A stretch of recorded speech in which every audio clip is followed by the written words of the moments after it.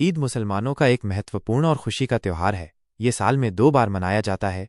ईद उल फितर, जो रमज़ान के पवित्र महीने के अंत का प्रतीक है, और ईद उल अजहा, जो पैगंबर इब्राहिम की अल्लाह के प्रति समर्पण की याद दिलाता है। दोनों ही ईदें मुसलमानों के लिए गहरी धार्मिक और सामाजिक महत्व रखती हैं।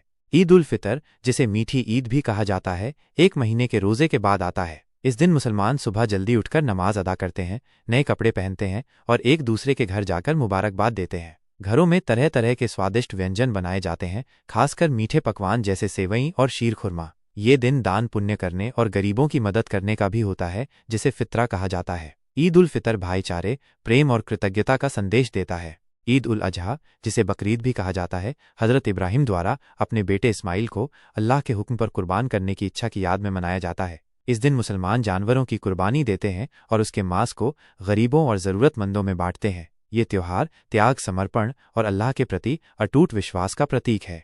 दोनों ही ईदें मुसलमानों को एकजुट करती हैं और उन्हें अपने धार्मिक मूल्यों को याद दिलाती हैं। मस्जिदों और ईदगाहों में सामूहिक नमाजें होती हैं, जिससे समुदाय के बीच एकता और भाईचारे की भावना मजबूत होती है। लोग एक दूसरे के साथ खुशियां बांटते हैं और गिले शिकवे भुलाकर आपस में मिलते हैं।